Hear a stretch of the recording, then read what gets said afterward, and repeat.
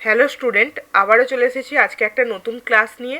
আজকে তোমাদেরকে পাওয়ার পয়েন্টের উপর একটা প্রেজেন্টেশন করে দেখাবো। তো আজকে সবাই জানো কি রিপাবলিক ডে, ৭৭তম প্রজাতন্ত্র দিবস। তো সেই রিলেটেড একটা তোমাদের সামনে আমি ভিডিও তুলে ধরছি। আশা করছি ভিডিওটা তোমাদের ভালো লাগবে, তাই সকলকে বলবো যে ভিডিওটা কেউ স্কিপ করো না, স্টেপ বাই স্টেপ দেখো কিভাবে কাজটা হচ্ছে। তাহলে চলো প্রতিবারের মতো আমরা আগে কি কাজ করতে চলেছি সেই কাজটা দেখে নিই। তারপর আমি স্টেপ বাই স্টেপ সমস্ত কাজটা তোমাদের সামনে তুলে ধরবো। তো তোমরা দেখতেই পাচ্ছ স্ক্রিনেতে এই যে স্ক্রিন রেকর্ডিংটা, এটাই আমি কিভাবে করব সেটাই তোমাদের সামনে তুলে ধরবো স্টেপ বাই স্টেপ। ঠিক আছে? তো এর জন্য প্রথমে আমরা পাওয়ার পয়েন্ট সফটওয়্যারটা ওপেন করে নিলাম, মাউসের রাইট ক্লিক করে ফরম্যাট ব্যাকগ্রাউন্ডে গেলাম, গিয়ে কালারটাকে ব্ল্যাক করে দিলাম।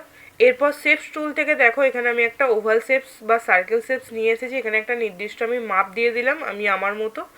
এরপর এটাকে সেভ ফিলে গিয়ে কি করছি, হোয়াইট কালার আর আউটলাইনটাকে করছি ব্লু কালার। এরপর আমি উইথটাকেও একটু বাড়িয়ে দিচ্ছি।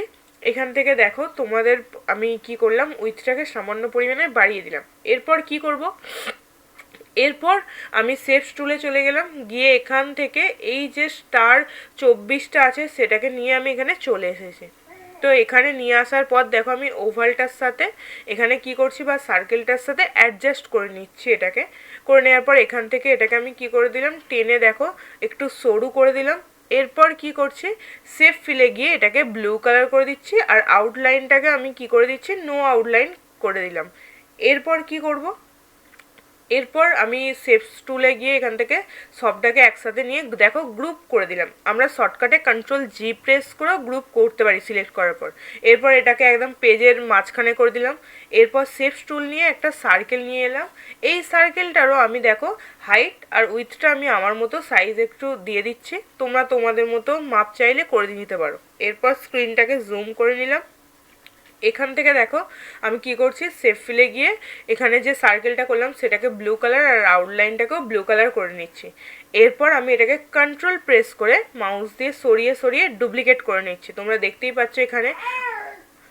দেখতেই পাচ্ছ অশোক চক্রটা আমি এখানে কিভাবে করছি। তো দেখো আমি এইভাবে কি করে নিচ্ছি, প্রতিটাতে ডুপ্লিকেট করে নিচ্ছি। ঠিক আছে, কন্ট্রোল প্রেস করে এইভাবে ডুপ্লিকেট করে নিচ্ছি। তো আমার এখানে ডুপ্লিকেট হয়ে গেছে। এবার প্রত্যেকটা যে আমি যে সার্কেলগুলো ছিল সিলেক্ট করে নিলাম এবং সেভ ফরম্যাটে গিয়ে দেখো পুরোটাকে নিয়ে একসাথে গ্রুপ করে দিলাম। আমরা কন্ট্রোল-G প্রেস করতে পারি এবং দেখো আমি আবার পেজের যে মাঝখানে একদম আমি অশোক চক্রটাকে ঠিকঠাক করে অ্যাডজাস্ট করে দিলাম। এরপর দেখো আমি এখানে কি করলাম, ওয়ার্ড আর্টে চলে যাব। ওয়ার্ড আর্ট থেকে আমি এখান থেকে নিজের পছন্দ মতো একটা স্টাইল চুজ করলাম। এরপর এর মধ্যে আমি আমার মতো করে লেখা লিখব। তো এখানে কি লিখব, আমি এখান থেকে লিখবো হচ্ছে 26। তো আমি 2 লিখে দেওয়ার পর এখান থেকে দেখো আমি আমার পছন্দ মতো একটা স্টাইল এখান থেকে আমি চুজ করে নিচ্ছি। আর এখান থেকে কি করব, আমি সাইজটাকেও বাড়িয়ে দেবো। তোমাদের যদি মনে হয় লেখার স্টাইল আলাদা রাখবে, সাইজ আলাদা রাখবে বা লেখার ফরম্যাটের স্টাইলটা আলাদা রাখবে, তোমরা তোমাদের মতো রাখতে পারো। আমি কন্ট্রোল প্রেস করে ডুপ্লিকেট করলাম, করার পরে দেখো 6টা লিখে দিলাম। এরপর 6টাকে আমি একটু অন্যরকম করার জন্য দেখো 2 থেকে সাইজটাকে আমি একটু বাড়িয়ে নিলাম। তো আমি এটাকে অ্যাডজাস্ট করে নিচ্ছি ঠিক করে। তোমরা তোমাদের পছন্দ মতো স্টাইল সাইজ দিতে পারো। তো আমি আমার মতো করে এখানে অ্যাডজাস্ট করে নিলাম। এরপর কি লিখবো, আমি দেখো 2টাকে সিলেক্ট করে কন্ট্রোল প্রেস করে নিলাম। এরপর আমি এটাকে ডুপ্লিকেট করে নিয়েছি বা কন্ট্রোল প্রেস করে নিয়েছি, কপি করে নিয়েছি। এরপর আমি এটাকে দেখো কি করে দিলাম, লেখাটাকে জানুয়ারি করে দিলাম। তো জানুয়ারি করে দেওয়ার পর আমি লেখার সাইজটাকে ছোট করে দিলাম। এরপর আমি এখানেও লেখার স্টাইলটাকে একটু চেঞ্জ করে দিচ্ছি। তো আমি এখান থেকে লেখার স্টাইলটাকে একটু চেঞ্জ আর সাইজটাকে একটু চেঞ্জ করে দিলাম। এরপর কি করব দেখো, এরপর আমি শেপস ফরম্যাটে গেলাম, গিয়ে এখান থেকে আউটলাইনটার কালারটাকে একটু চেঞ্জ করে দিচ্ছে। এরপর আমি কি করবো দেখো, এখান থেকে টেক্সটের যে আউটলাইন কালারটা আছে সেটাকে নো আউটলাইন করে দিলাম। তো আউটলাইনটা চলে গেল। এরপর জানুয়ারিটাকে আমি ডুপ্লিকেট করে এখানে নিয়ে চলে এলাম বা কপি করলাম কন্ট্রোল প্রেস করে। তো এরপর আমি কি করব, এখানে দেখো আমরা সবাই জানি আমরা ডুপ্লিকেট কিভাবে করব। এখানে কন্ট্রোল প্রেস করে আমি মাউস দিয়ে সরিয়ে আনলে আমার ডুপ্লিকেট হয়ে যাবে। তো আমি করে নিলাম। এরপর এখানে হ্যাপিটা লেখার পর আমি এখান থেকে লেখার স্টাইলটা একটু করে দিলাম চেঞ্জ।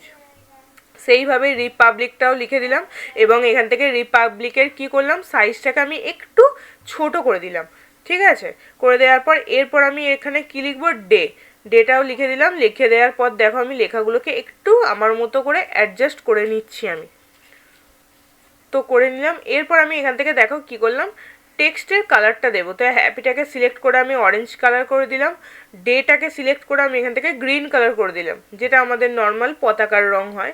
তো আমি করে দেওয়ার পর এরপর আমি কি করছি দেখো, এখানে 6টাকে ডুপ্লিকেট করে নিয়ে এসে এখানটায় 77 লিখে দিলাম, কারণ আমরা কি জানি আমাদের এবছরে তোমার 77তম প্রজাতন্ত্র দিবস। তো আমি এখানে 77টা লিখে দিলাম।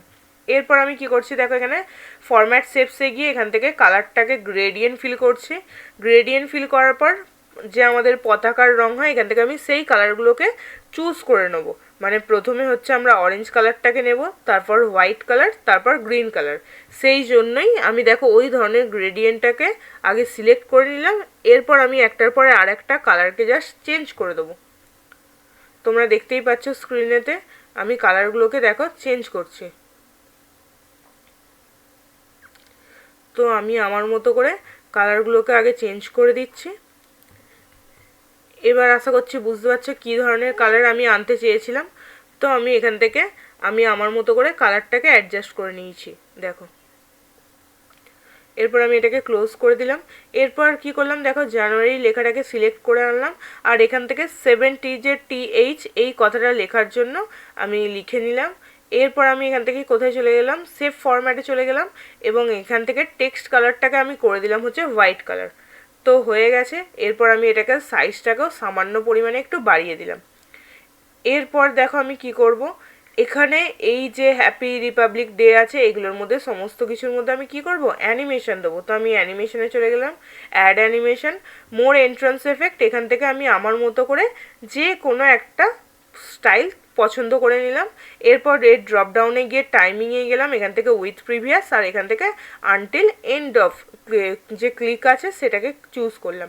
এটাতেও সেম প্রসেস, গেলাম উইথ প্রিভিয়াস করলাম, জাস্ট একটুখানি সামান্য পরিমাণে টাইমিংটাকে চেঞ্জ করে দিচ্ছি। তোমরা স্ক্রিনে দেখতেই পাচ্ছ যে কিভাবে আমি টাইমিংটাকে সামান্য পরিমাণে একটু একটু করে চেঞ্জ করে দিচ্ছি। জাস্ট এইটুখানি কাজ করার ছিল এর মধ্যে।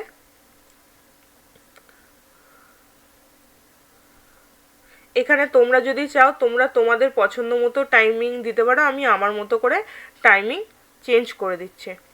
ঠিক আছে, ভিডিওটাকে অ্যাক্টিভ করার জন্য আমাকে প্রথমে ট্রানজ্যাকশনে যেতে হবে। এখান থেকে অন মাউসটা তুলে দিয়ে আফটার আর অ্যাপ্লাই টু অল করে F5 দিলেই আমার ভিডিও অন হয়ে যাবে। আমি এখানে অশোক চক্রের স্লাইডটা একটু চেঞ্জ করছি, তাই জন্য অ্যানিমেশনে গিয়ে অ্যাড অ্যানিমেশন, এখান থেকে স্প্রিন্টটা দিয়ে দিলাম। এরপর অ্যানিমেশনের প্ল্যানে গিয়ে টাইমিং, এখান থেকে উইথ প্রিভিয়াস আর এখান থেকে আমি আমার মতো করে এগুলোকে দেখো চেঞ্জ করে দিচ্ছি। তো চেঞ্জ করে দেওয়ার পর এই হয়ে গেল আমার ফাইনাল রেজাল্ট। আশা করছি ভিডিওটা তোমাদের ভালো লাগবে। তো ভিডিওটা কেমন লেগেছে অবশ্যই জানিও। ভিডিওটা ভালো লাগলে অবশ্যই লাইক করে দিও। আমাদের চ্যানেলটাকে যদি না সাবস্ক্রাইব করা থাকে অবশ্যই সাবস্ক্রাইব করে দিও। পাশে থাকা বেল আইকনের বাটনটা অন রেখো। নেক্সট ভিডিও আমরা যখনই আপলোড করব সবার আগে তোমাদের কাছে নোটিফিকেশানটা চলে যায়। তো আজকের মতো এতটুকুই ক্লাস, আবার দেখা হবে পরের ভিডিওতে।